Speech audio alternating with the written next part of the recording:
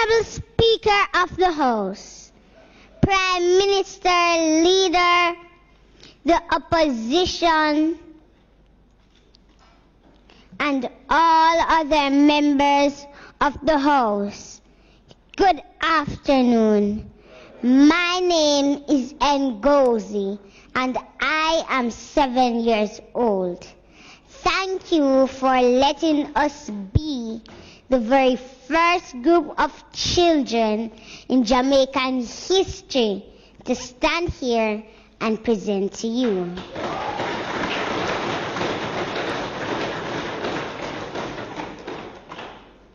With me are Tafari, who is also 7, Kino, who is 10, and Shanil, who is 18, and spent most of her childhood in state care.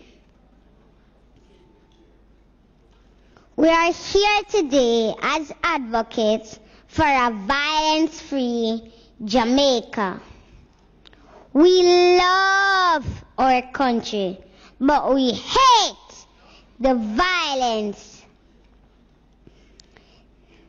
that is hurting the bodies, minds, and spirits of Jamaican children.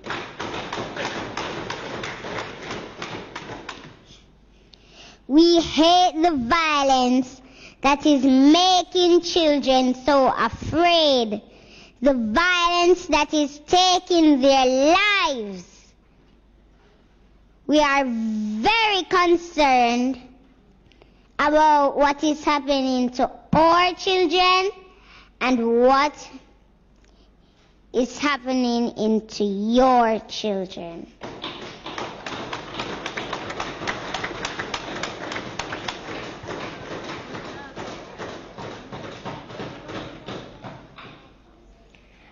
Honorable adults, listen to us, please. Many of us are afraid to go to school, afraid to go home, afraid to go outside in our communities. We live in fear that we will be the next victims of violence.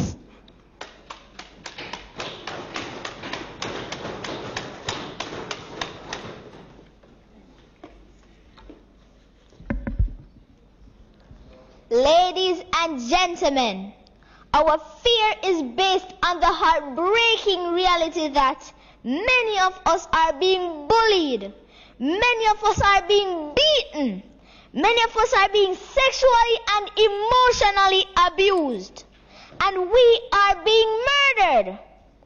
This violence started in the days of slavery, and to this day it continues. So I ask you, what are you doing to help break the cycle? One thing you can do is to listen to us. We are living with this violence every day. We are seeing it happen all around us, and we have a lot to say. Over the last 3 months, almost 300 children in 3 parishes spoke up about violence at sessions organized by UNICEF, the Office of the Children's Advocate, and Talk Up Youth. We learned about the rights we have in the Convention on the Rights of the Child, and we reasoned about what it means to have these rights, like the right to share our thoughts as we are here doing today. Let me bring you into our world. I will now read some of the experiences of violence that were shared by children at these sessions. This is what they wrote in their own words.